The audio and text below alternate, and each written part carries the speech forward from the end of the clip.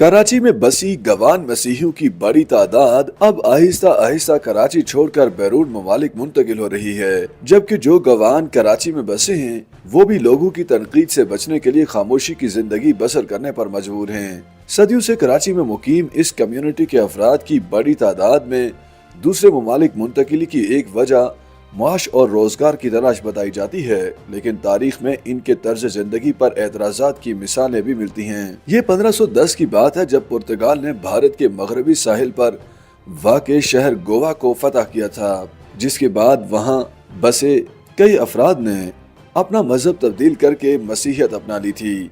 इनमें अक्सरियत कैथोलिक मसीहियों की थी, जो अपने मजहब और शहर की निस्बत से गवान कैथोलिक कहलाए।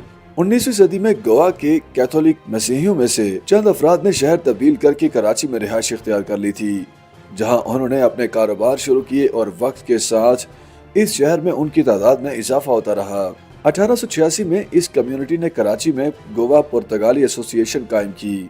उसके साथ ही इस कम्युनिटी में शामिल अफराद की जानिब से कराची में मुतअद्दिद तालीमी इदारे और दिलकश इमारतें तामीर की गईं। चनाचे उस दौर के कराची और उसकी सकाफत में गवान रंग वाज़े नजर आता है, जो कि 1947 में पाकिस्तान की आज़ादी के लंबे अरसे बाद तक नुमाया रहा। फिर ऐसा क्या हुआ कि 1980 की दहाई में कराची में गवान कैथोलिक कम्युनिटी से ताल्लुक रखने वाले अफराद की तादाद कम होने लगी।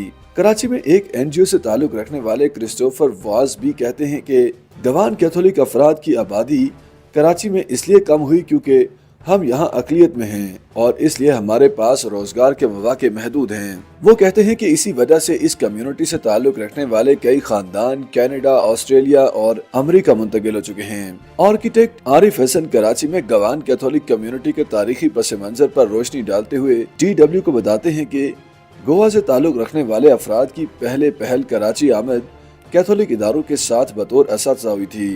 आरिफ हसन के मुताबिक 1870 की दहाई में गोवा से मजीद मसीही अफराद कराची आए।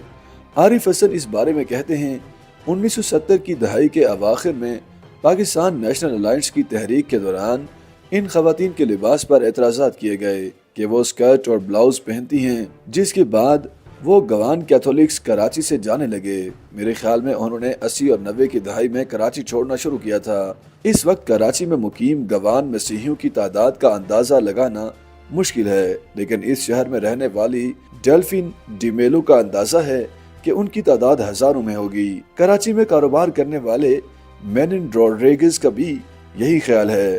गवान मसीहियों के हवाले से अपनी किताब footprints on the sands of time historical reflections governance of Pakistan में वो लिखते हैं कि कराची में मुकीम गवान अफराद 10,000 से भी कम होंगे और दीगर शहरियों की निस्बत वो यहाँ ज्यादा खामोश जिंदगी गुजार रहे हैं।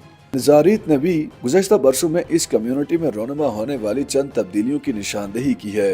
वो कहते हैं, गवान खवातीन कराची में फ्राकें पहने नजर आती थीं, लेकिन जब मैं 2-3 महीने पहले वहाँ गया तो खवातीन की अक्सरियत को शलवार कमीज पहने देखा।